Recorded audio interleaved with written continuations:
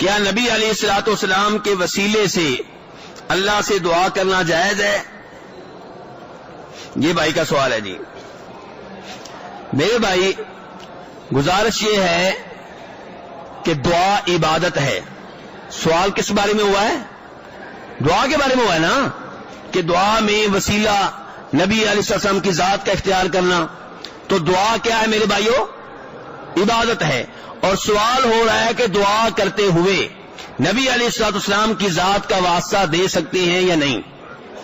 یاد رکھیں یہ دین ہم تک پہنچا ہے کس کے واسطے سے؟ نبی علیہ السلام کے واسطے سے۔ دین اوپر سے نیچے آیا ہے آپ کے واسطے سے، اور آپ کو کراس کر کے اللہ کی عبادت کرنا ممکن نہیں ہے، آپ کو کراس کر کے جنت میں جانا ممکن نہیں ہے۔ اگر کوئی آدمی یہ سمجھتا ہے کہ نبی علیہ السلام کو کراس کر کے اللہ کی عبادت کر کے میں جنت میں پہنچ سکتا ہوں تو یہ اس کی غلط فہمی ہے۔ لیکن سوال جو ہو رہا ہے وہ اوپر سے نیچے آنے کے بارے میں نہیں ہو رہا، سوال ہو رہا ہے نیچے سے اوپر جانے کے بارے میں۔ یہ فرق ذہن میں رکھیے گا، دین اوپر سے نیچے آیا ہے آپ کے ذریعے، آپ کے واسطے سے، اور سوال اس بارے میں نہیں ہو رہا، سوال ہو رہا ہے کہ دعا نیچے سے اوپر کیسے چڑھے گی، کیسے جائے گی، کون سا وسیلہ اختیار کریں تو دعا اللہ تک پہنچنے کا زیادہ امکان ہے، یہ سوال ہے۔ وقال ربكم ادعوني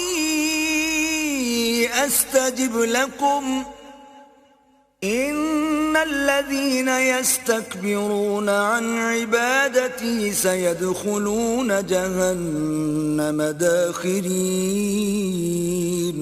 اور تمہارے پروردگار نے کہا ہے کہ تم مجھ سے دعا کرو، میں تمہاری دعا قبول کروں گا۔ جو لوگ میری عبادت سے ازراہ تکبر کرنے آتے ہیں ان قریب جہنم میں ذلیل ہو کر داخل ہوں گے۔ اللہ الذي جعل لكم الليل لتسكنوا فيه والنهار مبصرا ان اللہ لذو فضل على الناس ولكن اکثر الناس لا يشكرون۔ اللہ ہی تو ہے جس نے تمہارے لیے رات بنائی کہ اس میں آرام کرو، اور دن کو روشن بنایا کہ اس میں کام کرو۔ بے شک اللہ لوگوں پر فضل کرنے والا ہے لیکن اکثر لوگ شکر نہیں کرتے۔ ذالکم اللہ ربکم خالق کل شیء لا الہ الا ہوا فأنا تؤفکون۔ یہی اللہ تمہارا پروردگار ہے جو ہر چیز کا پیدا کرنے والا ہے، اس کے سوا کوئی معبود نہیں، پھر تم کہاں بھٹک رہے ہو؟ جو کچھ ملا نبی کی وجہ سے ملا ہے۔ میں مدینہ منورہ میں تھا، ایک مجھے میرا مریض ملا اور وہ مجھے کہنے لگا کہ مولانا ایک بات تو بتاؤ۔ میں نے کہا جی شوق سے پوچھئے۔ کہتا ہے کہ نبی کا وسیلہ دیکھے خدا کی ذات سے مانگ سکتے ہیں؟ میں نے کہا مجھے تو بتا، کیا کسی چیز کا وسیلہ دے کے نبی سے مانگ بھی سکتے ہیں؟ وہ مجھے کہنے لگا جی ہاں، وسیلہ دے کے نماز کا خدا سے مانگ لو، وسیلہ دے کے قرآن کا خدا سے مانگ لو، نبی کا وسیلہ دے کے خدا سے نہ مانگنا۔ توجہ میری دلیل پہ غور کرنا۔ میں نے کہا تو نے مان لیا ہے نماز کا وسیلہ دے کے خدا سے مانگنا؟ میرا دوست مجھے یہ بتا، ارے اس سے نماز آئی ہے یا کوئی جا کر لایا ہے؟ کہتے ہیں نماز آئی تو نہیں ہے، حضور لائے ہیں۔ میں نے کہا آنے والی کا وسیلہ دے سکتا ہے، لانے والے کا وسیلہ نہیں دے سکتا۔ قرآن آیا نہیں، میرا محمد لایا ہے، آنے والے کا وسیلہ دے سکتا ہے، لانے والے کا وسیلہ نہیں دے سکتا۔ اگر یہ پیغمبر نہ ہوتا تجھے قرآن بھی نہ ملتا، اگر یہ پیغمبر نہ ہوتا تجھے نماز بھی نہ ملتی۔ خود نماز کا وسیلہ میرے پیغمبر کی ذات ہے، خود قرآن کا وسیلہ میرے پیغمبر کی ذات ہے۔ دیوبند کا عقیدہ ہے، ہم نماز پر اعتماد کرتے ہیں، روزے پر اعتماد کرتے ہیں، حج و زکوٰۃ پہ اعتماد کرتے ہیں، مگر کم کرتے ہیں۔ کم کا معنی کیا ہے؟ میری نماز میں ریا آ سکتی ہے، میرے روزے میں ریا آ سکتی ہے، میری تقریر میں ریا آ سکتی ہے۔ وجود پیغمبر پہ اعتماد زیادہ کرتے ہیں، وجود پیغمبر میں ریا کا شبہ ہی نہیں ہے۔ اس لیے ہم نے کہا نماز پہ اعتماد تو کم ہے، وجود پیغمبر پہ زیادہ ہے۔ تو جس پہ اعتماد کم ہے اس کا وسیلہ دے کے خدا سے مانگتا ہے، اور جس پہ اعتماد زیادہ ہے اس کا وسیلہ دے کے کیوں نہیں مانگتا؟ تو میرے بھائی دعا کے آداب شریعت نے بتائے ہیں. شریعت دعا کے بارے میں خاموش نہیں ہے. اگر شریعت خاموش رہتی تو ہم اپنی اپنی مرضی کر لیتے. سعودیہ کے علماء کرام کوئی اپنی میٹنگ کر لیتے اور دعا کے آداب طے کر لیتے. پاکستان انڈیا کے علماء کرام کو اپنی میٹنگ کر لیتے اور کسی ادب کے اوپر متفق ہو جاتے. لیکن نہیں، دعا کے معاملے میں بھی شریعت خاموش نہیں ہے. اللہ نے دین دیا ہے تو مکمل دیا ہے. الیوم اکملت لکم دینکم. تو دعا کے آداب شریعت میں دیکھیے، چند مثالیں دوں گا. مثلا دعا کی ابتدا کس چیز سے ہونی چاہیے؟ اللہ کی حمد و ثنا. سب سے پہلے اللہ کی تعریفیں کرنی. کس کی تعریفیں کرنی ہے؟ اللہ کی. یہ دعا کے آداب بتائے جا رہے ہیں. اس کے بعد نبی علیہ الصلوۃ والسلام کے اوپر درود پڑھنا ہے. کس کے اوپر درود پڑھنا ہے؟ نبی علیہ الصلوۃ والسلام کے اوپر. اور درود کیا ہے میرے بھائیوں؟ بنیادی طور پہ درود بھی دعا ہے. درود کیا ہے؟ کس کے لیے؟ یعنی کہ امتی سے کہا گیا کہ پہلے اپنے نبی کے لیے دعا کرو، پھر اپنے لیے دعا کرنا. اللہم صلی علی محمد، اے اللہ ہمارے نبی پہ رحمتیں نازل فرما. اللہم بارک علی محمد، اے اللہ ہمارے نبی پہ برکتیں نازل فرما. یہ دعا کون کر رہا ہے؟ گنہگار امتی. کس کے لیے؟ اپنے نبی کے لیے. کس سے؟ تو میرے بھائی کبھی غور کیا کریں. آپ سے کہا گیا تھا کہ اپنے نبی کے لیے دعا کرنا، یہ نہیں کہا گیا تھا اپنے نبی سے دعا کرنا. نبی کے لیے دعا کرنی ہے، نبی کو دعا کا تحفہ دینا ہے صلی اللہ علیہ وسلم. تو یہ دعا کے آداب ہیں. دعا سجدے میں کریں تو زیادہ قبول ہوتی ہے. دعا رات کے آخری پہر میں فجر کی اذان سے پہلے کریں تو زیادہ قبول ہونے کا امکان ہے. عرفات کے میدان میں دعا زیادہ قبول ہوتی ہے. یہ دعا کے آداب بتائے جا رہے ہیں. یہ میں نے چند ایک مثالیں دی ہیں. آپ کو بتانا صرف یہ چاہتا ہوں کہ شریعت دعا کے معاملے میں خاموش نہیں ہے. اس عبادت کے اصول و ضوابط، آداب، شرائط بتا دیے ہیں. وقال ربكم ادعوني استجب لكم ان الذين يستكبرون عن عبادتي سيدخلون جهنم داخرين. اور تمہارے پروردگار نے کہا ہے کہ تم مجھ سے دعا کرو، میں تمہاری دعا قبول کروں گا. جو لوگ میری عبادت سے ازراہ تکبر کرنے آتے ہیں ان قریب جہنم میں ذلیل ہو کر داخل ہوں گے. اللہ الذي جعل لكم الليل لتسكنوا فيه والنهار مبصرا ان اللہ لذو فضل على الناس ولكن اکثر الناس لا يشكرون. اللہ ہی تو ہے جس نے تمہارے لیے رات بنائی کہ اس میں آرام کرو اور دن کو روشن بنایا کہ اس میں کام کرو. بے شک اللہ لوگوں پر فضل کرنے والا ہے لیکن اکثر لوگ شکر نہیں کرتے. ذلكم الله ربكم خالق كل شيء لا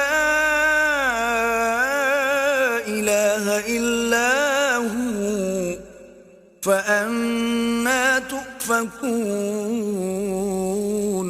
یہی اللہ تمہارا پروردگار ہے جو ہر چیز کا پیدا کرنے والا ہے، اس کے سوا کوئی معبود نہیں، پھر تم کہاں بھٹک رہے ہو؟ وَكَذَلِكَ نُفَصِّلُ الْآيَاتِ وَلَعَلَّهُمْ يَرْجِعُونَ. اور اسی طرح ہم اپنی آیتیں کھول کھول کر بیان کرتے ہیں تاکہ یہ رجوع کریں. وَاتْلُ عَلَيْهِمْ نَبَأَ الَّذِي آتَيْنَاهُ آيَاتِنَا فَانسَلَخَ مِنْهَا فَأَتْبَعَهُ الشَّيْطَانُ فَكَانَ مِنَ الْغَاوِينَ. اور ان کو اس شخص کا حال پڑھ کر سنا دو جس کو ہم نے اپنی آیتیں عطا فرمائیں اور ہفت پارچائے علم شرعی سے مزین کیا تو اس نے ان کو اتار دیا، پھر شیطان اس کے پیچھے لگا تو وہ گمراہوں میں ہو گیا. وَلَوْ شِئْنَا لَرَفَعْنَاهُ بِهَا وَلَكِنَّهُ أَخْلَدَ إِلَى الْأَرْضِ وَاتَّبَعَ هَوَاهُ فَمَثَلُهُ كَمَثَلِ الْكَلْبِ إِن تَحْمِلْ عَلَيْهِ يَلْهَثْ أَوْ تَتْرُكْهُ يَلْهَث ذَلِكَ ذلك مثل القوم الذين كذبوا بآياتنا فاقصص القصص لعلهم يتفكرون. اور اگر ہم چاہتے تو ان آیتوں سے اس کے درجے کو بلند کر دیتے، مگر وہ تو پستی کی طرف مائل ہو گیا اور اپنی خواہش کے پیچھے چل پڑا، تو اس کی مثال کتے کی سی ہو گئی کہ اگر سختی کرو تو زبان نکالے رہے اور یوں ہی چھوڑ دو تو بھی زبان نکالے رہے. یہی مثال ان لوگوں کی ہے جنہوں نے ہماری آیتوں کو جھٹلایا، تو ان سے یہ قصہ بیان کر دو تاکہ وہ فکر کریں. القوم الذين كذبوا بآياتنا وأنفسهم كانوا يظلمون. جن لوگوں نے ہماری آیتوں کی تکذیب کی ان کی مثال بری ہے اور انہوں نے نقصان کیا تو اپنا ہی کیا. من يهد الله فهو المهتدي ومن يضلل فأولئك هم الخاسرون.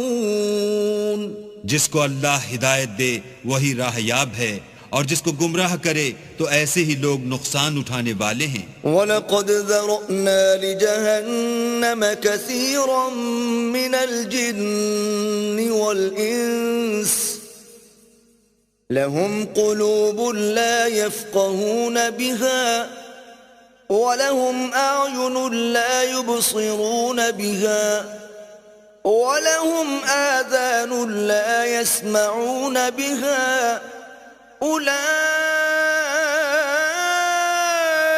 كالأنعام بل هم أضل أولئك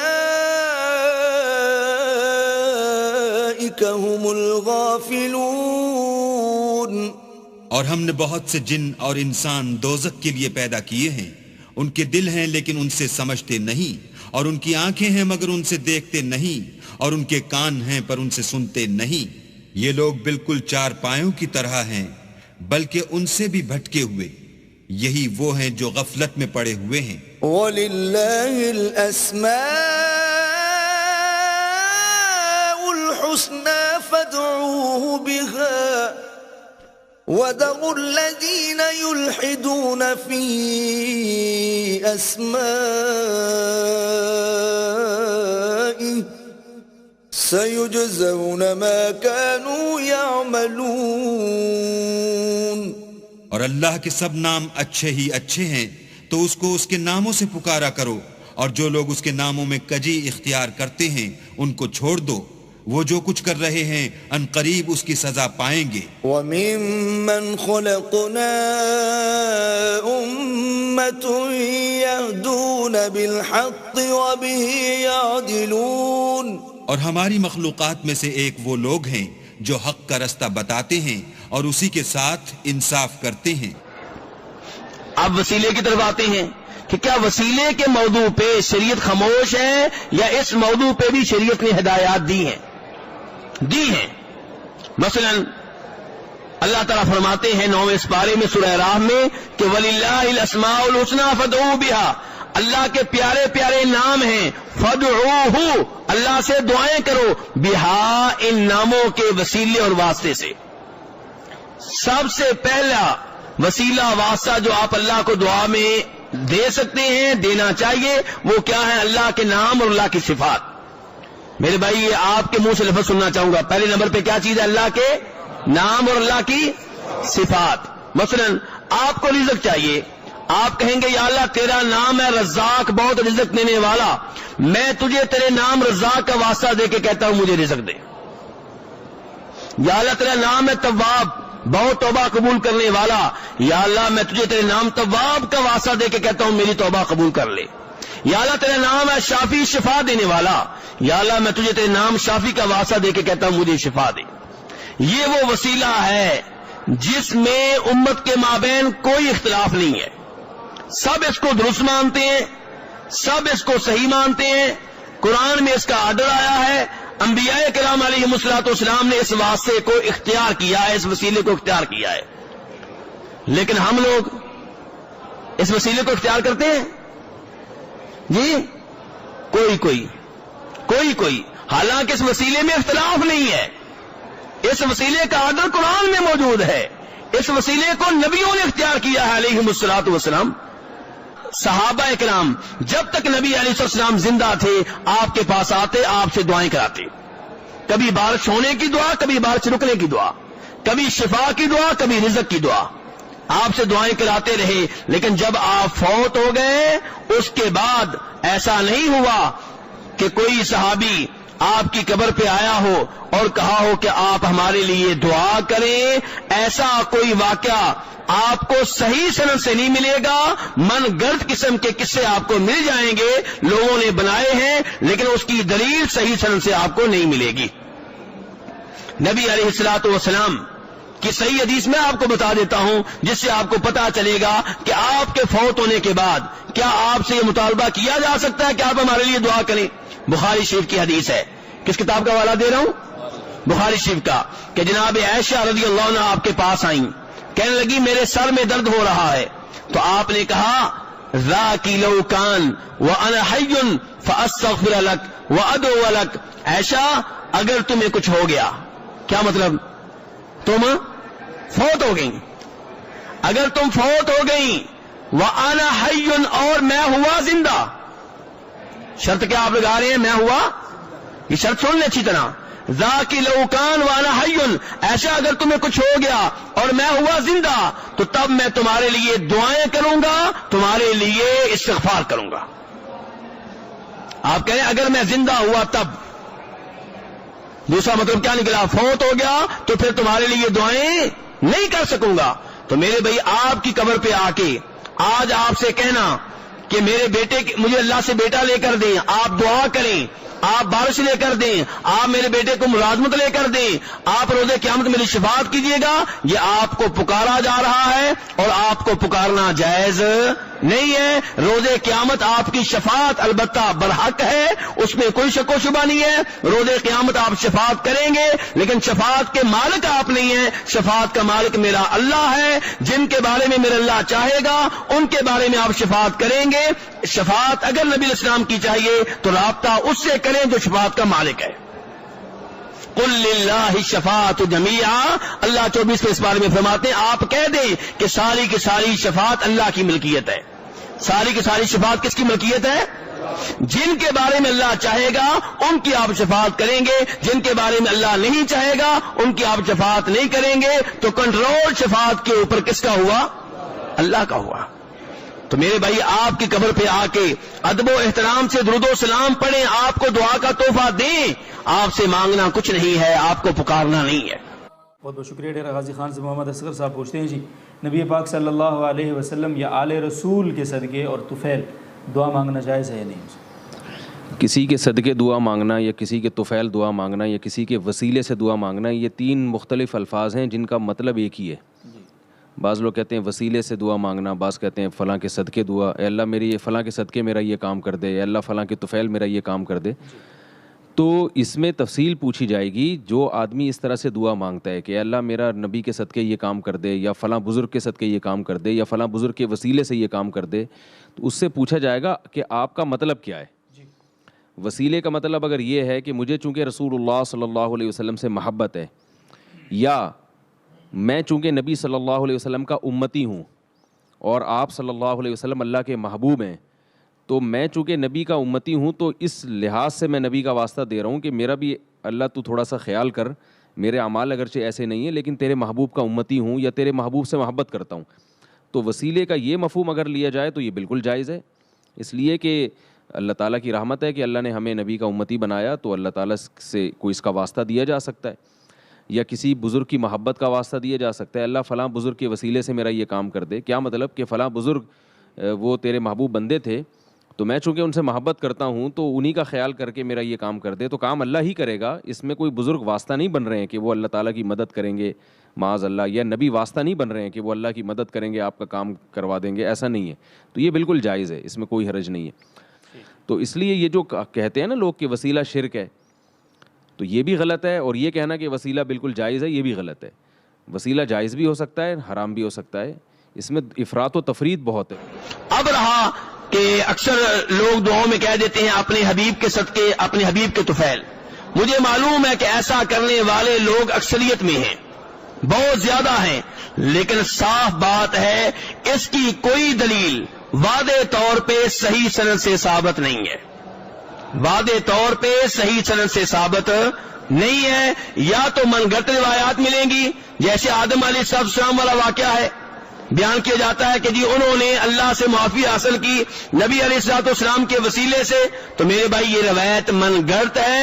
امام حاکم رحمہ اللہ اسے اپنی کتاب میں لے کر آئے ہیں، اور اس روایت کے بیان کرنے والوں میں ایک راوی ہے عبد الرحمن ابن زید ابن اسلم، اس کے بارے میں خود امام حاکم اپنی دوسری کتاب میں فرماتے ہیں کہ یہ آدمی من گھڑت روایتیں بیان کرتا ہے، اور جن کے پاس حدیث کا علم ہے وہ جانتے ہیں کہ گڑنے والا یہ خود ہے، بیان کرنے والا بھی یہی ہے اور گڑنے والا بھی یہ خود ہے، تو ایسے آدمی کی روایت کے اوپر کیسے یقین کیا جا سکتا ہے؟ یا مجیب، اے دعائیں سننے اور قبول کرنے والے، جو شخص کثرت سے یا مجیبو پڑھا کرے انشاءاللہ اس کی دعائیں بارگاہ خداوندی میں قبول ہونے لگے گی۔ تو اس لیے یہ جو کہتے ہیں نا لوگ کہ وسیلہ شرک ہے، تو یہ بھی غلط ہے، اور یہ کہنا کہ وسیلہ بالکل جائز ہے یہ بھی غلط ہے۔ وسیلہ جائز بھی ہو سکتا ہے، حرام بھی ہو سکتا ہے، اس میں افراط و تفرید بہت ہے۔ وَلَا تُفْسِدُوا فِي الْأَرْضِ بَعْدَ إِصْلَاحِهَا وَادْعُوهُ خَوْفًا وَطَمَعًا إِنَّ رَحْمَتَ اللَّهِ قَرِيبٌ مِّنَ الْمُحْسِنِينَ۔ اور ملک میں اصلاح کے بعد خرابی نہ کرنا، اور اللہ سے خوف کرتے ہوئے اور امید رکھ کر دعائیں مانگتے رہنا، کچھ شک نہیں کہ اللہ کی رحمت نیکی کرنے والوں سے قریب ہے۔ قرآن و حدیث ہمارا اوڑھنا بچھونا ہو، ہماری ساری زندگی قرآن و سنت کے مطابق ہونی چاہیے۔ نبی کریم صلی اللہ علیہ وسلم کے 13 سال جو مکے میں آپ نے گزارے ہیں، ان 13 سالوں میں جس طرح آج فیصل افضل شیخ صاحب آپ کو ہاتھ کھڑے کروا کے آپ سے ایک عہد لے رہے تھے، اللہ رب العالمین نے اس عقیدہ توحید کی اہمیت کے پیش نظر دنیا کے وجود میں آنے سے پہلے اللہ نے عالم ارواح میں اس عقیدے کا اقرار لوگوں سے کروایا، جب ابھی نہ آسمان بنا تھا، نہ زمین بنی تھی، نہ سورج تھا، نہ ستارے، نہ کچھ بھی نہیں تھا۔ اللہ رب العالمین نے آدم علیہ السلام کو ایک خاص جسم دیا، ان کو پیدا کیا، ان کی پشت سے پھر ان کی روح، جتنے بھی قیامت تک روحیں آنے والی تھی سب کو رب العالمین نے نکالا اور سب کو ایک خاص وجود دیا، اور پھر ان کو سامنے رکھ کر اللہ رب العالمین سے ان سے اقرار کیا۔ اللہ رب العالمین فرمایا وَإِذْ أَخَذَ رَبُّكَ مِنْ بَنِي آدَمَ مِنْ ظُهُورِهِمْ، اے گوجراں والے والو وہ وقت یاد کرو، وہ پل یاد کرو، وہ لمحہ یاد کرو جس وقت رب العالمین نے دنیا میں آنے والے تمام انسانوں کو آدم علیہ السلام کی پشت سے نکالنے کے بعد ان سے ایک اقرار لیا، ان کے سامنے ایک قرارداد پیش کی۔ وہ قرارداد کیا تھی؟ میں تمہیں دنیا میں بھیجوں گا، پوری کی پوری زمین تمہارے لیے دسترخوان بنا دوں گا، آسمان کو تمہارے لیے چھت بنا دوں گا، پہاڑوں کو اس زمین پر میخیں بنا کر گاڑ دوں گا، طرح طرح کی نعمتیں زمین پہ میں چن دوں گا مگر تمہارے لیے، حتیٰ کہ سورج کو تابانی عطا کروں گا تو وہ بھی تمہارے لیے، ستاروں کو درخشانی عطا کروں گا تو وہ بھی تمہارے لیے، چاند کو لمانیت عطا کروں گا تو وہ بھی تمہارے لیے، گلشن مہکیں گے تمہارے لیے، انادل چہکیں گے تمہارے لیے، سبزے لہکیں گے تمہارے لیے، حتیٰ کہ دریا متلاطم اور سمندر موجزن ہوں گے تمہارے لیے، ندیاں بلکھاتی نظر آئیں گی تمہارے لیے، راتوں کو اندھیرا عطا کروں گا تمہارے لیے، صبح کو سویرا عطا کروں گا تمہارے لیے، अलस्तु बिरब्बिकुम, मेरी ये नेमतें इस्तेमाल करने के बाद मुझे बतलाओ किसको अपना माबूद मानोगे। मेरी नेमतें इस्तेमाल करने के बाद शुक्राने के लिए किसके दरवाजे पर जाओगे, किसके आगे जबीने नियाज झुकाओगे। फिर दुनिया में जाकर मेरा शिकवा तो नहीं करोगे कि अल्लाह हमारी सुनता नहीं, अल्लाह हमारी मानता नहीं। मेरी नेमतें इस्तेमाल करने के बाद मेरा ये तुम पर हक होगा कि तुम्हारी जबीने नियाज मेरे दर के सिवा कहीं झुकने ना पाए। ये मेरी गैरत गवारा नहीं करती। अल्लाह रब्बुल आलमीन सबसे ज्यादा गैरत वाला है। पूरे का पूरा इस्लाम गैरतमंदों का मजहब है। इस्लाम बिल्कुल बेगैरती पसंद नहीं करता। रसूल अकरम सल्लल्लाहु अलैहि वसल्लम के सामने एक सहाबी ने आकर के शिकायत की, ऐ अल्लाह के रसूल, साद को देखो, बड़ी बैकी बैकी बातें करता है। आज बैठा कहीं कह रहा था, लौ रअयतु रजुलन मा इमराती लअद्रिबुहु बिस्सैफ, अगर आज मैं अपनी बीवी को किसी मर्द के साथ देख लूं, उसका फैसला मेरी तलवार करेगी, दोनों के सर कलम कर दूंगा। अल्लाह के रसूल ने सुना, बजाय नाराजगी के फरमाया, नाराजगी का इजहार करने के बजाय आपने खुशी का इजहार करते हुए सहाबा से फरमाया, उन्जुरू इला गैरति सादिन, अरे साद की गैरत को देखो कितना गैरत वाला है। फिर फरमाया, अल्लाह की कसम, मैं आना अगयरु मिन गैरति सादिन, मैं साद से भी ज्यादा गैरत वाला हूं। वल्लाहु अगयरु मिन्नी, और मेरा रब तो मुझसे भी ज्यादा गैरत वाला है। रब्बुल आलमीन का खाने के बाद, रब्बुल आलमीन का दिया पहनने के बाद, रब्बुल आलमीन का अता करदा पीने के बाद शुक्राने के लिए भी गैर के आस्ताने पर न जाया कर। ये नाशुक्री है, ये नाशुक्री है, ये नमक हरामी है कि इंसान खाए किसी का, शुक्र किसी का। नमक हलाली का रास्ता सिर्फ एक है कि अल्लाह ताबुदू इल्लल्लाह। सारी की सारी कायनात में तमाम अंबिया ने ये दावत दी, अल्लाह ताबुदू इल्लल्लाह। ऐ कायनात के लोगों, अल्लाह के सिवा कभी किसी की बंदगी ना करो। अल्लाह रब्बुल आलमीन के सिवा किसी की इबादत ना करो। अल्लाह के सिवा किसी के आगे ना झुको। अल्लाह रब्बुल आलमीन खुद कहता है, अल्लाह रब्बुल आलमीन खुद कहता है, ऐ मेरे बंदो, क्यों गिला करते हो कि मैं तुम्हारी सुनता नहीं, तुम्हारी मानता नहीं। मेरे दरवाजे पर आ तो सही, अपना दुखड़ा मुझे सुना तो सही, अपनी जबीने नियाज मेरे आगे झुका तो सही। अरे नदामत के दो अश्क बहा तो सही, दस्ते सवाल उठा तो सही, तलब का दामन फैला तो सही, मेरे लुत्फो करम को आजमा तो सही। ऐ मेरे बंदे, तेरे आने में देर हो सकती है, मेरे राजी होने में हरगिज देर न होगी। इसीलिए फरमाया, क़ाल रब्बुकुम उदऊनी अस्तजिब लकुम। उसने अजल से दर रहमत पर लिख दिया, अजल से दर रहमत पर लिख दिया, उदऊनी अस्तजिब लकुम। ऐ मेरे बंदो, मुझे पुकारो, मैं तुम्हारी दुआओं को, मैं तुम्हारी पुकार को कबूल करता हूं, सुनता हूं। ये भी नहीं फरमाया मुझे पुकारो, मैं तुम्हारी दुआओं को सुनता हूं, बल्कि फरमाया उदऊनी अस्तजिब लकुम। अरे मुझे पुकारो, मैं तुम्हारी दुआओं को सुनने का वक्फा और सुनने का इंतजार भी नहीं किया, جیسے تم دعا کرتے ہو رب العالمین قبول کر لیتا ہے.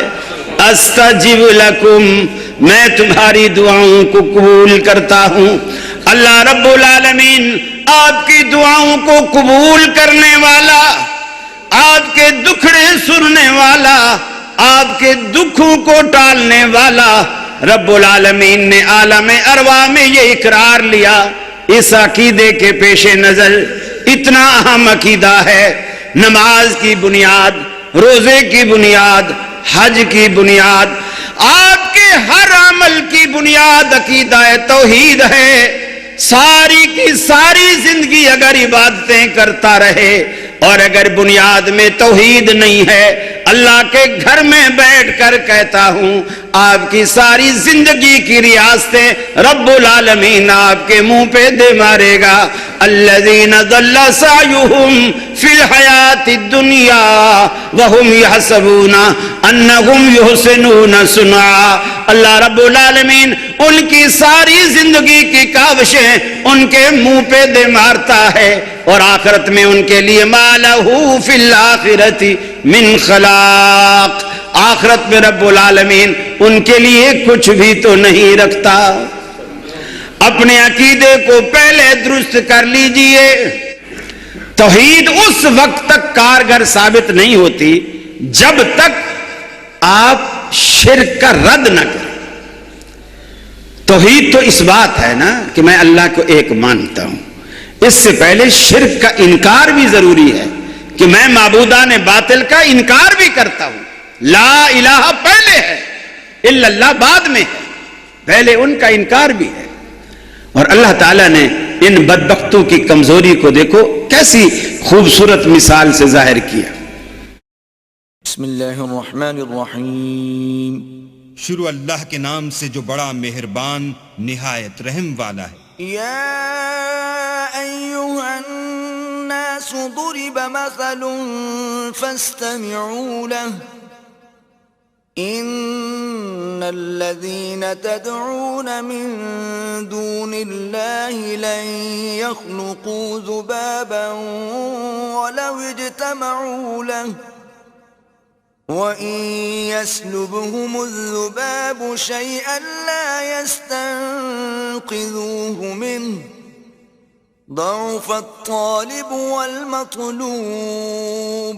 لوگوں ایک مثال بیان کی جاتی ہے، اسے غور سے سنو کہ جن لوگوں کو تم اللہ کے سوا پکارتے ہو وہ ایک مکھی بھی نہیں بنا سکتے، اگرچہ اس کے لیے سب مجتمع ہو جائیں، اور اگر ان سے مکھی کوئی چیز چھین لے جائے تو اسے اس سے چھڑا نہیں سکتے. طالب اور مطلوب یعنی عابد اور معبود دونوں گئے گزرے ہیں.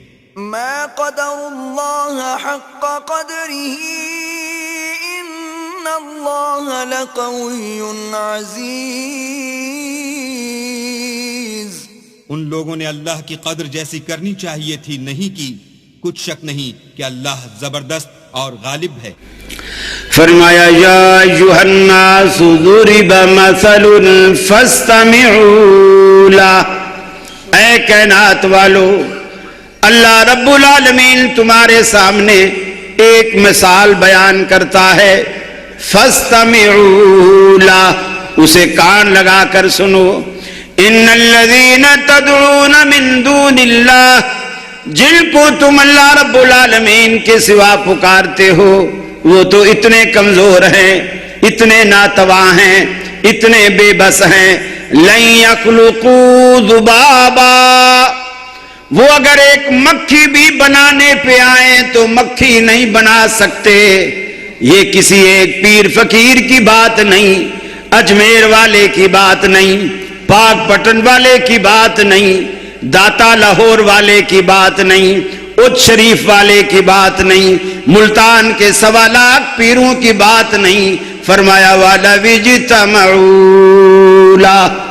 ساری کائنات کے پیر و فقیر بھی جمع ہو جائیں تو لن یخلقوا ذبابا، ایک مکھی بھی نہیں بنا سکتے. ارے مکھی تو بنانا دور رہا، اقبال بھی بدلا جا نہ سکا. اے خالق کل، اے مالک کل، اے رازق کل، اے حاکم کل، سبحان ہے تو رحمان ہے تو تیری صفتیں کوئی بھی پا نہ سکا یونس نے پکارا اے اللہ اور بیٹھ گیا تھا کشتی میں تیرا حکم تو مولا ٹل نہ سکا وہ خود کو پار لگا نہ سکا تو جس کو ڈبونے پر آئے پھر کس کی ہے طاقت پار کرے محبوب تیرا مجبور رہا کشتی میں پسر کو بٹھا نہ سکا اے خالق کی کل اے مالک کی کل اے رازق کی کل اے حاکم کل سبحان ہے تو رحمان ہے تو تیری صفتیں کوئی بھی پا نہ سکا ہم دنیا میں دیکھتے ہیں توحید کو کس طرح تار تار کیا جاتا ہے اسلام کے نام پر کہیں نخل مرکد کی چھاؤں میں سجدے کہیں مرنے والے کے پاؤں میں سجدے اشاروں میں سجدے نگاہوں میں سجدے یہاں اور وہاں خانقاہوں پہ سجدے یہ قبہ پرستی کے پامال سجدے مزاروں پہ جا جا کے ہر سال سجدے مزاروں پہ جاتے ہو بہرے سفارش جو خود سو چکے کیا سنیں گے گزارش جو مائل بخواب اجل ہو چکے ہیں لحد میں جو آرام سے سو چکے ہیں جو کروٹ بدلنا نہیں جانتے ہیں انہیں آپ مشکل کشا مانتے ہیں بعض باتیں اقبال کی بھی بڑی عجیب ہوا کرتی ہیں کہتا ہے سمجھ میں نکتہ توحید آ تو سکتا ہے تیرا دماغ ہی بت خانہ ہو تو کیا کہیے تیرے دماغ میں بت ہوں اور ہر وقت تصویر شیخ دل میں لیے پھرتا ہے دل کے آئینہ میں ہے تصویر یار جب ذرا گردن جھکائی دیکھ لی اسی لیے اقبال نے کہا تیرا سر تو جب بھی کبھی سر با سجدہ ہوا جو میں تو زمین سے آنے لگی صدا تیرا دل تو ہے صنم آشنا تجھے کیا ملے گا نماز میں اے اللہ کے بندو اگر اللہ رب العالمین کو تلاش کرنا ہے سب سے پہلے دلوں کے بت توڑیے لوگ تو یہاں تک کہتے ہیں ہم نے تیرے ملنے کی ترکیب یہ سوچی ہے دل میں ہی بنا لیں گے چھوٹا سا صنم خانہ ارے دل کے صنم خانے توڑیے دل کے صنم خانے توڑیے اللہ رب العالمین کی عبادت اور بندگی کا اکیلے وحدہ لا شریک کا تصور قائم کیجئے میں آخری بات اقبال کی سنا کر بات کو ختم کروں گا اقبال کہتا ہے سوال کرتا ہے گجرا والے والوں آپ سے اقبال کا یہ سوال ہے پالتا ہے بیج کو مٹی کی تاریکی میں کون آپ بتائیے پالتا ہے بیج کو مٹی کی تاریکی میں کون اور کون دریاؤں کی موجوں سے اٹھاتا ہے سحاب کون لایا کھینچ کر پچھم سے بادے سازگار خاک یہ کس کی ہے کس کا ہے یہ نور آفتاب کس نے بھر دی موتیوں سے خوشہ گندم کی جیب کس نے بھر دی موتیوں سے خوشہ گندم کی جیب کس نے سکھلائی ہے موسموں کو خوئے انقلاب اللہ سے دعا ہے اللہ مجھے بھی اور آپ کو بھی توحید کا دائی بنائے اور عقیدہ توحید پر ہمارا خاتمہ فرمائے اور شرک سے ہمیں محفوظ رکھے اس لیے کہ سیرت کا نبی پاک کی سیرت کا یہ پہلا چیپٹر ہے اس کے بغیر سیرت مکمل نہیں ہوتی اللہ سے دعا ہے اللہ مجھے بھی اور آپ کو بھی عمل کی توفیق دے آپ کی اس محبت کا آپ کے اس دینی اور اسلامی جذبات کا میں بے حد قدردان ہوں اللہ رب العالمین آپ کو اس کے لیے جزائے خیر عطا فرمائے وآخر دعوانا ان الحمدللہ رب العالمین السلام علیکم میرا بھائی گزارش یہ ہے کہ قرآن مقدس میں جتنا ہم نے پڑھا ہے اور جتنی دعائیں ہیں مثلاً حضرت آدم علیہ السلام کی دعا ہے کہ ربنا ظلمنا انفسنا. اسی طرح حضرت ایوب علیہ السلام جب بیمار ہوئے ان کی دعا ہے رب انی مسنی الضر وانت ارحم الراحمین. اسی طرح حضرت یونس علیہ السلام کو جب مچھلی کے پیٹ میں قید ہوئے تو دعا مانگی لا الہ الا انت سبحانک انی کنت من الظالمین. حضرت ابراہیم خلیل اللہ نے اپنے بچوں کے لیے دعا مانگی کہ ربنا انی اسکنت من ذریتی بواد غیر ذی زرع عند بیتک المحرم. اسی طریقے سے آپ سارے قرآن پاک میں دیکھ لیں کہ ہر پیغمبر نے جب دعا مانگی ہے تو اللہ سے مانگی ہے اور بغیر واسطے کے مانگی ہے. اور حضور پاک نے رحمت للعالمین نے اپنی امت کو جو طواف میں سکھلایا ہے، جو جامع دعا ہے، عظیم دعا ہے، وہ بھی ربنا آتنا فی الدنیا حسنۃ وفی الآخرۃ حسنۃ وقنا عذاب النار، اس میں بھی کسی واسطے وسیلے کا ذکر نہیں ہے. اور یہی قرآن کا حکم ہے کہ اجیب دعوت الداعی اذا دعان، جب پکارنے والا مجھے پکارتا ہے تو میں سنتا بھی ہوں اور اس کی پکار کو پورا بھی کرتا ہوں. جواب دینے کا معنی ہے پورا کرتا ہوں. اور اسی طرح اللہ تعالیٰ نے فرمایا ہے کہ ادعونی استجب لکم، مجھ سے دعا مانگو میں تمہاری دعائیں قبول کرتا ہوں. اسی طریقے سے سارے قرآن کی دعائیں دیکھ لیں. ولا تفسدوا في الأرض بعد إصلاحها وادعوه خوفا وطمعا إن رحمة الله قريب من المحسنين. اور ملک میں اصلاح کے بعد خرابی نہ کرنا اور اللہ سے خوف کرتے ہوئے اور امید رکھ کر دعائیں مانگتے رہنا. کچھ شک نہیں کہ اللہ کی رحمت نیکی کرنے والوں سے قریب ہے. ادعوا ربكم تضرعا وخفية إنه لا يحب المعتدين. لوگو اپنے پروردگار سے عاجزی سے اور چپکے دعائیں مانگا کرو، وہ حد سے بڑھنے والوں کو دوست نہیں رکھتا. والذين كفروا وكذبوا بآياتنا أولئك أصحاب الجحيم. اور جنہوں نے کفر کیا اور ہماری آیتوں کو جھٹلایا وہ جہنمی. ويستجيب الذين آمنوا وعملوا الصالحات ويزيدهم من فضله والكافرون لهم عذاب شديد. اور جو ایمان لائے اور عمل نیک کیے ان کی دعا قبول فرماتا اور ان کو اپنے فضل سے بڑھاتا ہے، اور جو کافر ہیں ان کے لیے سخت عذاب ہے. إياك نعبد وإياك نستعين اهدنا الصراط المستقيم صراط الذين أنعمت عليهم غير المغضوب عليهم ولا الضالين.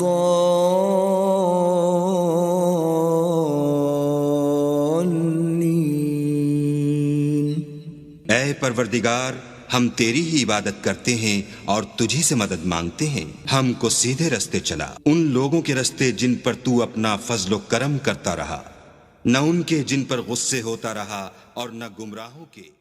إن الذين كفروا بآياتنا سوف نصليهم نارا كلما نضجت جلودهم بدلناهم جلودا غيرها ليذوقوا العذاب إن الله كان عزيزا حكيما.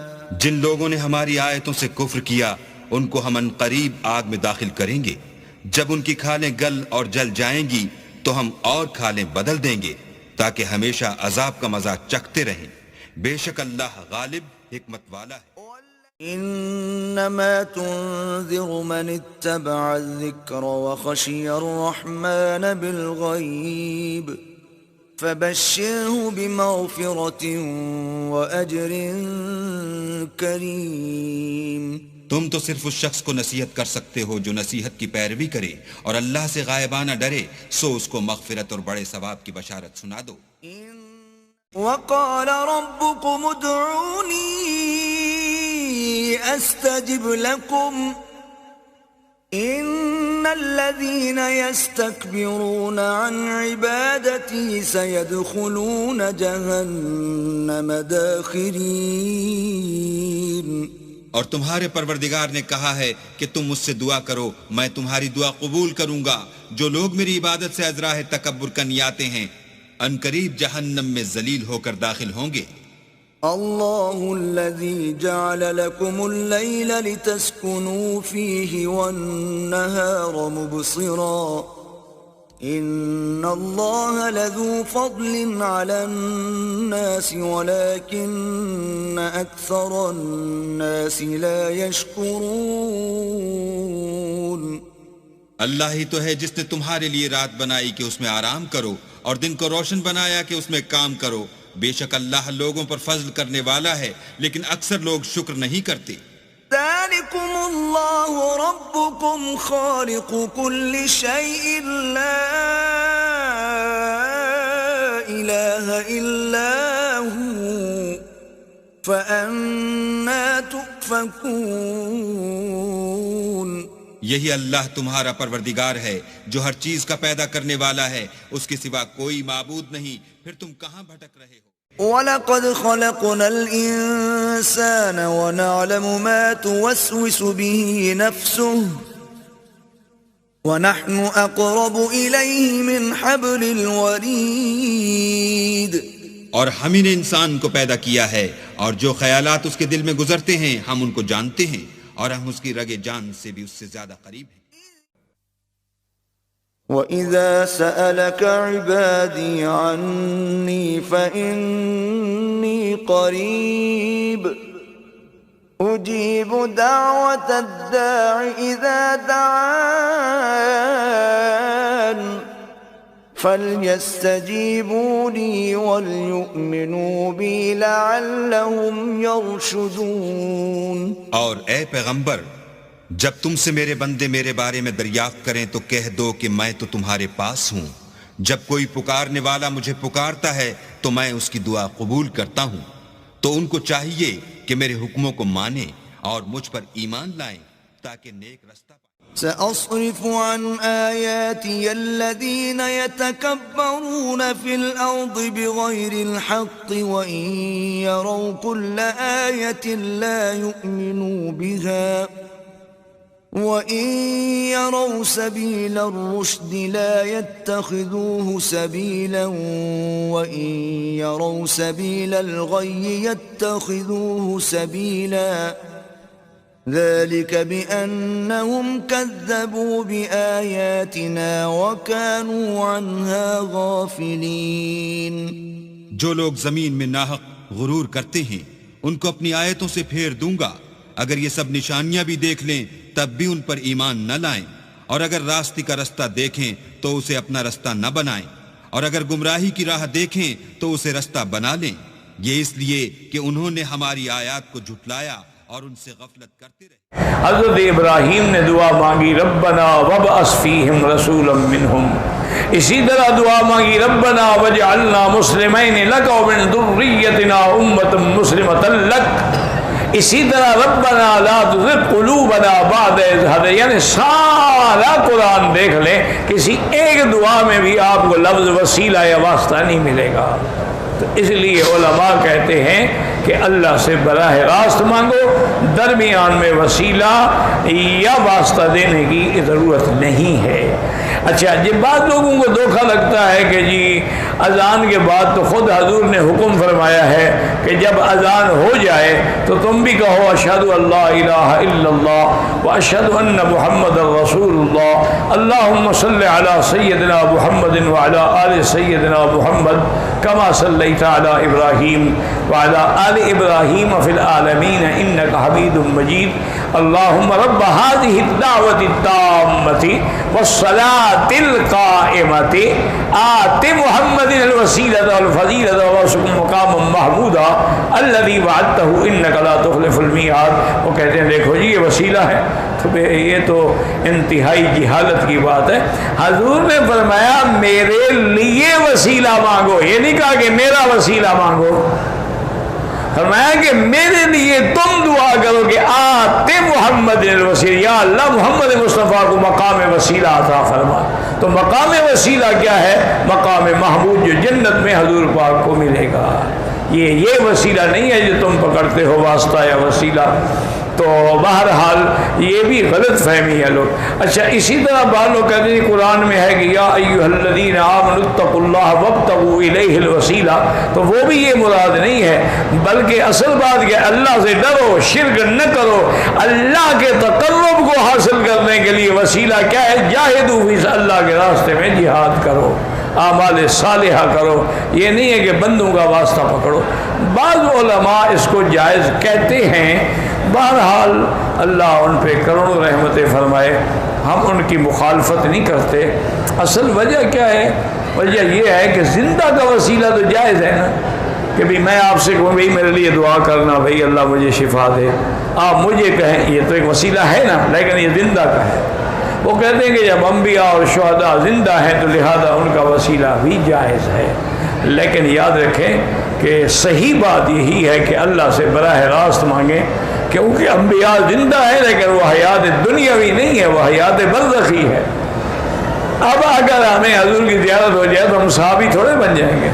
तो इसलिए हमेशा याद रखें कि अफजल यही है।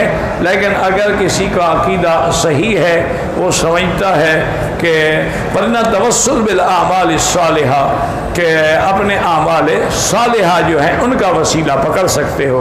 या अल्लाह मैंने ये नेक काम किया, मैंने कुरान पढ़ा, मैंने दर्स सुना, मैंने तवाफ़ किया, मैं अपने इन आमाल के वसीले से दुआ मांगता हूँ, तो ये दुआ जायज़ है। अच्छा, हज़रत थानवी रहमतुल्लाह अलैह जो थे ना, वो वसीले के कायल थे। तो एक दफ़ा एक आदमी गया, मेरी तरह अनपढ़ भी होगा और कुछ खुश्क भी होगा, उसने कहा हज़रत ये जो आप वसीला करते हैं, वसीला तो आमाल सालिहा का होता है, हजूर पाक से तो वसीला नहीं पकड़ सकते आप। किसी सहाबी ने तो हज़रत मुस्कराए, फरमाया भाई मदीने मुनव्वरा में जाना और हजूर पाक की सरकार पे सलातो सलाम पढ़ना, ये अमल साले है, अच्छा अमल है। कहा बस इसी का वसीला पकड़ लिया करो, या अल्लाह इस अमल साले के ज़रिए हमारी मग़फ़िरत फरमा दे। उन्होंने कहा हजूर की ज़ात का ना पकड़ो, लेकिन अमल साले का तो पकड़ सकते हो ना, उसमें तो किसी को इख्तलाफ नहीं हो जाएगा जी, उसमें तो इख्तलाफ नहीं है। आमाल सालिहा का वसीला तो जायज़ है। वो तो फिर अनपढ़ों से काम नहीं लेगा तो क्या करेगा? फिर ये अभी कुरान हदीस को नहीं मानते, लेकिन जब मरेंगे तो होगा क्या? जब जहन्नम के पास धकेले जाएंगे ना, तो कुरान करीम के 22वें पारे में सूरह अहज़ाब के 8वें रुकू में 66, 67 और 68 नंबर की 3 आयतें हैं। यौमा तुक़ल्लबु वजूहुहुम फिन्नार यक़ूलूना, जब उनके जहन्नम के किनारे खड़े कर दिए जाएंगे और एक ही लपक आकर उसके गोश्त पोस्ट को पानी की तरह बहा के ले जाएगी, तब कहेंगे आतनल्लाह व आतनर रसूल। काश हमने अल्लाह की बात मान ली होती, अल्लाह के रसूल की बात मान ली होती तो कितना अच्छा था। तो किसकी माने? ये 66 नंबर के दशरथ ने फरमाया कालू रब्बना इन्ना अताना सादतना व कुबराना फदल्लूना सबील। ऐ अल्लाह, हमने अपने बड़ों का कहा माना और हमारे बड़ों ने हमको गुमराह कर दिया। ये 67 नंबर क्या थी? 68 में फरमाया रब्बना आतिहिम दैफैन मिनल अज़ाब वलअनहुम लानन कबीरा। ऐ अल्लाह, उनके ऊपर डबल लानत कर, ऐ अल्लाह उनके ऊपर डबल आजाब कर, उनके ऊपर भले डबल आजाब हो या डबल लानत हो, हम तो अपनी बाजी हार गए, हमको क्या मिला है मेरे? फिर ये गुमराह करने वाले और गुमराह होने वाले दोनों जहन्नम में होंगे, और गुमराह करने वाले ऊपर के दर्जे में होंगे, गुमराह होने वाले छोटे के दर्जे में होंगे। इन दोनों का बयान कुरान करीम के 22वें पारे में सूरह सबा के 4थे रुकू में 31, 32, 33 नंबर की 3 आयतें हैं। यक़ूलुल्लज़ीन इस्तुज़इफ़ू लिल्लज़ीन इस्तकबरू लौला अंतुम लकुन्ना मुमिनीन। गुमराह होने वाले, गुमराह करने वालों से जहन्नम में कहेंगे, अगर तुम हमको ना मिलते, तुम्हारी हमारी मुलाकात ना होती तो हम ईमान वाले होकर मरते हैं, तुमने हमको गुमराह कर दिया। ये एक किस्म क्या है। तो गुमराह करने वाले गुमराह होने वालों को जवाब देते हैं, जहन्नम में जवाब नहीं क्या देंगे, क़ालल्लज़ीना इस्तकबरू लिल्लज़ीना इस्तुज़इफ़ू अनहनु सददनाकुम अनिल हुदा बअद इज़ जाअकुम बल कुंतुम मुजरिमीन। गुमराह करने वाले कहेंगे हमने तुमको गुमराह किया था, तुम थे ही ऐसे, तुमको हिचो हिचो बहुत अच्छा था, हमारे पास तो ना कुरान था ना हदीस थी, हमारे मध्य मुकाबले में बारिश की बूंदों की तरह हवाले पड़ रहे थे, तुमने क्यों नहीं माना? तुम खुद ही गुनहगार थे, हमको बदनाम करते हो, हमको बदनाम करते हो, तुम खुद ही तुमको अमल करना भारी पड़ रहा था, हमें क्यों बदनाम करते हो? ये 32 नंबर की आयत थी। फिर वो गुमराह होने वाले गुमराह करने वाले फिर जवाब देते हैं 33 नंबर की आयत में, वक़ालल्लज़ीना इस्तुज़इफ़ू लिल्लज़ीना इस्तकबरू बल मकरुल लैलि वन्नहार इज़ तमरूना अन नकफ़ुरा बिल्लाहि व नजअल लहू अंदाज़ा। गुमराह होने वाले गुमराह करने वालों से कहेंगे ये तो ठीक है, हम गलती में थे, लेकिन तुम्हारा रात दिन हमारे पास आना है और हम शिर्क करें, कुफर करें, हक की मुखालिफत करें तो हमारी कमरों को थपकना, शाबाश बेटा तुमने वहां की धज्जियां उड़ा दी, यही गुमराही की दलील बनी हमारी। तुम अगर हमारे घर ना आते और हमारी कमरे न थपकते तो यकीनन हम कुछ प्लेटफार्म बदल देते और हम ईमान वाले होके मरते। मेरे भैया अब भी वक्त पहले तौबा कर लो भैया मेरे, और कुरान करीम की आयतों को ना माने उनको हिदायत नहीं मिलती है। हिदायत कुरान में है। कुरान करीम के 14वें पारे में सूरह नहल के 14वें रुकू में 104 105 नंबर की 2 आयतें हैं। इन्नल्लज़ीना ला युमिनूना बिआयातिल्लाहि ला यहदीहिमुल्लाहु व लहुम अज़ाबुन अलीम। जो कुरान करीम की आयतों को नहीं मानते, ईमान नहीं लाते, हमको हिदायत भी नहीं देते, उनके लिए अज़ाब अलीम है। इन्नमा यफ्तरिल काज़िबल्लज़ीना ला युमिनूना बिआयातिल्लाहि व उलाइका हुमुल काज़िबून। ये इफ्तराबाजी करने वाले, ये एतराज करने वाले, साहब यूं ना समझाते नहीं समझाते तो, यूं ना बताते नहीं बताते तो, यूं ना कहते नहीं कहते तो, ये वो लोग हैं जो कुरान पे अमल करना नहीं चाहते, इसलिए छटकबारी ढूंढते हैं। समझे आप? समझे? और यही झूठे हैं। या कबूल नहीं करना तो इतराज लाजमी चीज है, या इतराज करो या तो अमल करो, इसके अलावा कोई दूसरी रास्ता है ही नहीं। भाई मेरे, कुरान करीम के 6ठे पारे में सूरह माइदा के दूसरे रुकू में 10 नंबर क्या है, वल्लज़ीना कफ़रू व कज़्ज़बू बिआयातिना उलाइका अस्हाबुल जहीम। जो कुरान करीम की आयतों को नहीं मानते, जुटलाते हैं, उन्हीं के लिए जहन्नम तय पाइए। कुरान करीम के 5वें पारे में सूरह निसा के 8वें रुकू में 56 नंबर की आयत है, इन्नल्लज़ीना कफ़रू बिआयातिना सौफ़ा नुस्लीहिम नारा कुल्लमा नज़जत जुलूदुहुम बद्दलनाहुम जुलूदन ग़ैरहा लियज़ूक़ुल अज़ाब। जो कुरान करीम की आयतों को नहीं मानते और झुटलाते हैं, उनके ऊपर तो आजाब के ऊपर आजाब होगा। एक आजाब इस बात का कि कुरान को मानते थे जी, और दूसरा आजाब मानते हुए झुटलाते थे, इसलिए आजाब के ऊपर आजाब होगा। और तफसीर इब्ने कसीर में ये लिखा है कि आजाब का ये आलम होगा कि उनकी 1 घंटे में ये चमड़ी जो है, 1 घंटे में एक चमड़ी ये 100 मरतबा जल के नीचे गिरेगी और 100 मरतबा नई चमड़ी उसको चढ़ाई जाएगी। और चमड़ी का तगड़ापन इतना बताया है कि जो राख उसकी जल के नीचे गिरेगी उनका पहाड़ के बराबर ढेर होगा 1 मरतबा। तो चमड़ी कितनी तगड़ी होगी वो अल्लाह ही जाने। भाई मेरे, इस आजाब से बचने के लिए इतनी शरायतें हैं। तो औलिया अल्लाह को मानने का हुक्म है, औलिया अल्लाह से मांगने की मना। इसकी और तफसील जरा सुन लें। एक आदमी बीमार पड़ गया, इलाज ला इलाज है, अब खड़ी सांस ले रहा है, अब मरा तब मरा, अब मरा तब मरा, अब गया तब गया। समझा? अब कोई दोष आएगा कि भाई कहना तो कुफर भी क्या, शिरक भी किया, तेरे को आराम तो नहीं हुआ? कहेगा हाँ भैया, जलाल साहब आवे को सिद्धा भी कराया, कमाल साहब आवे को पाए भी पड़े आया, जाहिर साहब आवे की मन्नत भी करी, गेबन साहब आवे को धोखे भी पियाया, मगर आराम तो नहीं हुआ। तो आने वाला कहेगा हाँ भाई मैं भी यही कहता हूँ, अब क्या करोगे? تو اس کا آخری جواب کیا ہوگا؟ اب کیا کروں بھائی، اب اللہ کی مرضی. تو پہلے اللہ تعالیٰ کہیں باہر گاؤں چلے گئے تھے.